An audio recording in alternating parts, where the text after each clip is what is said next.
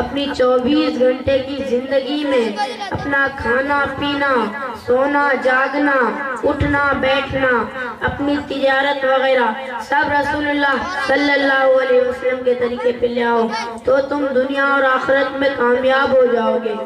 اور اگر تمہارا عمل رسول اللہ صلی اللہ علیہ وسلم کے طریقے کے خلاف رہا تو تم ناکام ہو جاؤ گے، چاہے تمہیں پوری دنیا کی بادشاہت ہی کیوں نہ مل جائے۔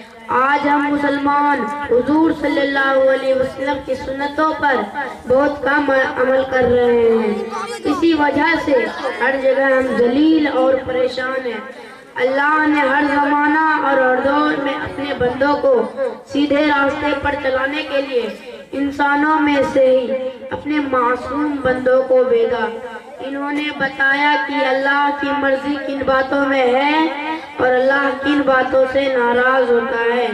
انہوں نے اچھی باتوں کی تعلیم دی، بری باتوں سے روکا۔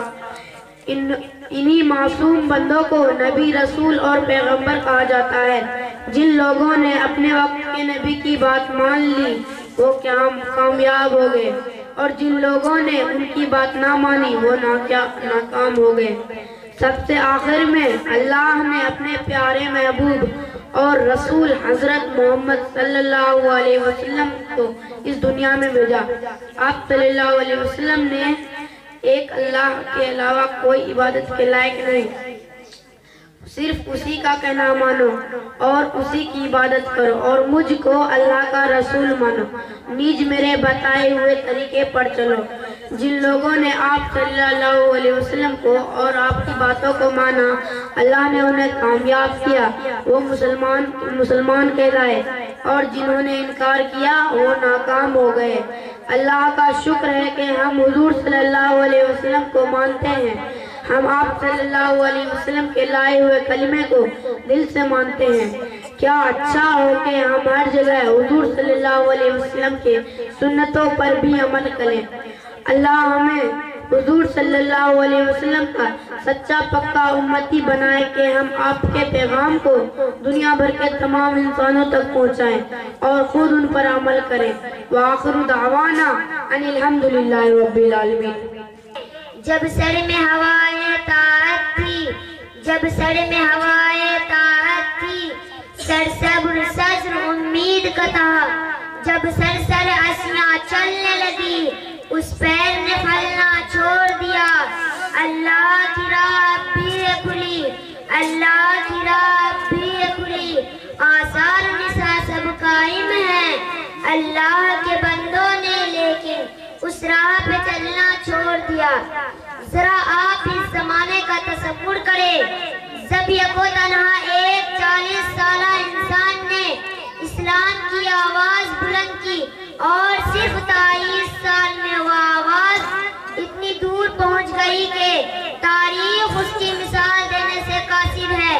اور ابھی ایک صدی بھی نہ گزری تھی کہ ایک انقلاب رونما ہو گیا، جو غریب تھے وہ امیر ہو گئے، جو بیچارے چرواہے کہے جاتے تھے وہ مسند اقتداء پر متمکن ہو گئے، جنہیں دنیا والے ان پر بدھو کہا کرتے تھے، ان کا سیر و روا اتنی تیزی سے بڑھا کہ روا مسکون عالم پر ان کے تہذیب و تمدن کا ڈھکا بننے لگا۔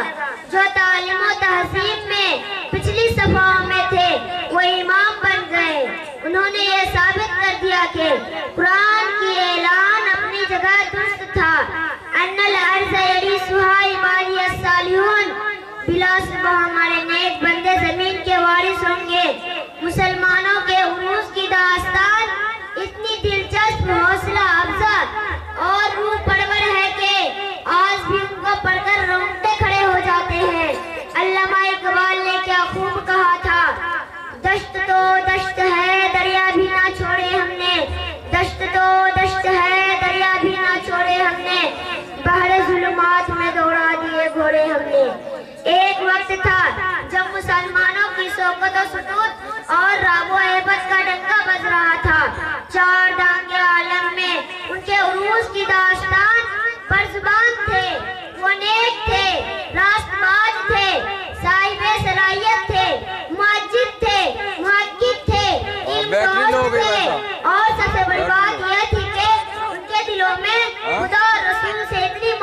تھی کہ جتنی وہ اپنے مال و دولت اہل و عیال سے بھی نہیں کرتے تھے.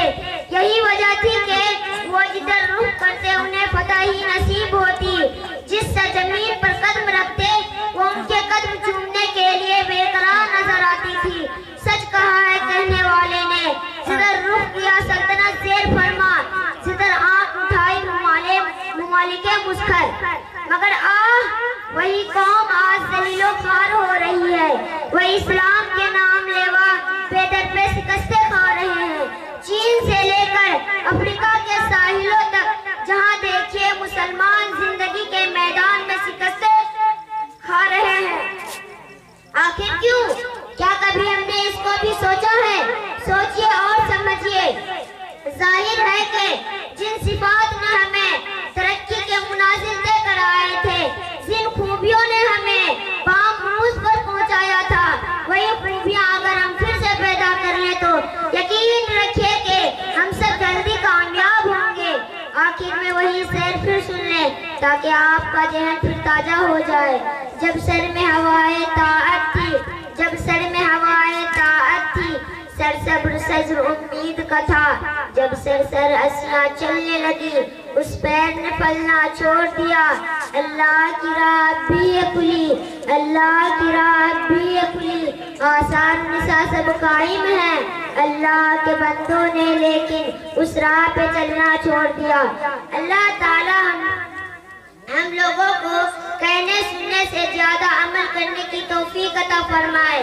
وآخر دعوانا ان الحمدللہ رب العالمین.